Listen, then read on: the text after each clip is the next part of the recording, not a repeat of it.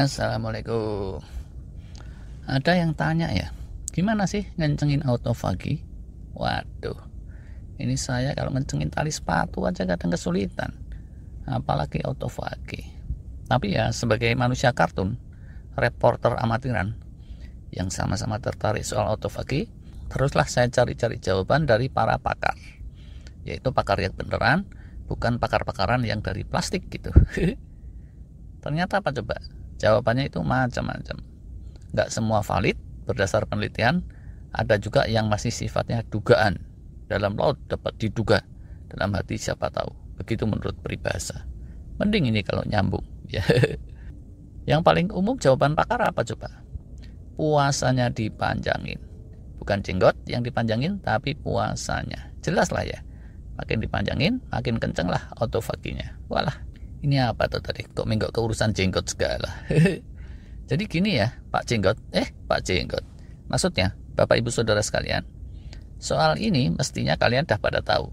Kalau belum, silahkan aja cek lagi video-video lalu. Tapi maksud yang nanya itu, apalagi selain puasanya dipanjangin? Nah, salah satu jawaban menarik, good night sleep. Bukan 1-2 pakar yang bilang, tapi 3. Banyak ding. Kalau autofagi muncul sinkron dengan tidur malam, itu jos. Soal tidur kita udah banyak bahas dan ini masuk akal. Tidur malam itu saat terbaik untuk rejuvenation dan healing. Autofagi juga rejuvenation dan healing. Kalau disinkronkan mental-mentul itu maksudnya. Tapi ini jadi kayak jeruk makan jeruk loh ya. Yang lalu kita udah bahas bahwa autofagi bisa memperbaiki kualitas tidur.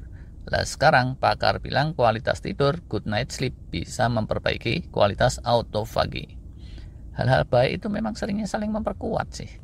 Ini realita yang perlu menjadi perhatian kita. Yuk kita cek beberapa kasus.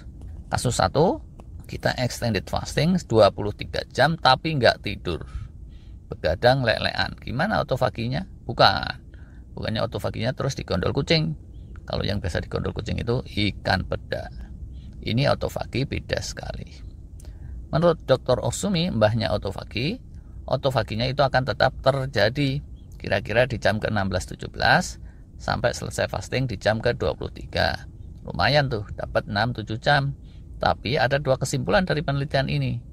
Begadang jangan begadang kalau tiada artinya. Begadang boleh saja kalau ada perlunya. Lah, ini tadi hasil penelitian apa syair dangdut ya. Pokoknya kalau menurut peribahasa tuh ya, dalam laut dapat diduga, dalam hati siapa tahu gitu deh. Walah. Daripada bingung soal syair dan peribahasa, kita lihat aja kasus kedua. Kasus 2, kita cukup tidur jam 9 malam sudah go to bed sampai pagi. Pas bangun, sel-sel tentu lebih bugar dari di kasus 1.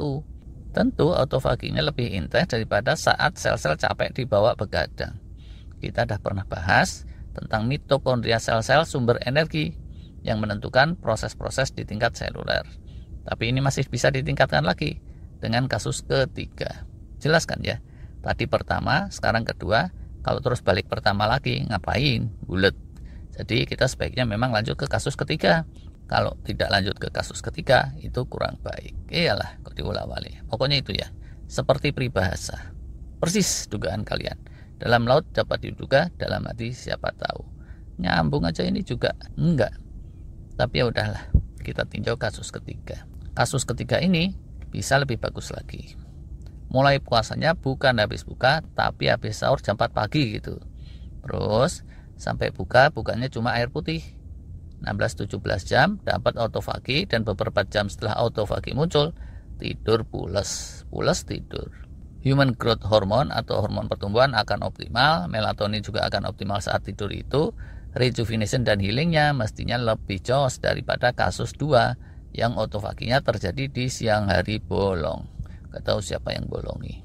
Tapi untuk pemula ini tidak direkomendasikan. Karena apa? Mapan tidur dengan perut kosong itu untuk para pemula bisa kancilan, bisa susah tidur, kedil-kedil, klop-klop, klisian sampai pagi. Jadi buat yang belum terbiasa, ini jatuhnya malah kepleset balik dekat ke kasus 1 di atas yang pas-pasan tadi. Gak usah peribahasa-peribahasaan, itulah yang biasanya terjadi. Apa bisa lebih jos dari kasus ketiga ini? Kasus keempat lah mestinya. Kasus 4 ini mirip kasus 3, baru bisa jos kalau sudah adaptasi. Puasanya tidak sekedar 23 jam tapi di-extend sampai 36 jam.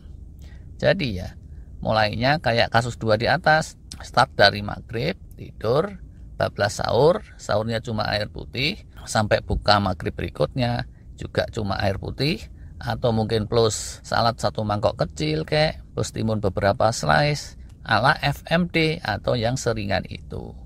Terus dibawa tidur lagi. Malam kedua kenceng maksimal, itu autofaginya, kemunculan stem cell juga kenceng. Dan karena itu beberapa ahli meyakini yang 36 jam ini titik optimalnya, sweet spotnya fasting. Dan ahli yang bilang gitu ya persis, nggak cuma 1 atau 2 orang, tapi 3. Banyak ding. Dengan catatan saya belum pernah meraktekin, baru rencana. Insya Allah nanti kalau udah praktek testimoni lagi. Semoga bisa setelah Ramadan ini bersamaan dengan waktunya Syawalan. Jadi ibarat peribahasa, dalam laut dapat diduga, dalam hati siapa tahu. Artinya siapa tahu yang ada di dalam hati. Sedangkan kalau di dalam laut tentu bisa diduga. Oh alah, kebiasaan ini. Peribahasa kok artinya cuma dibalik doang.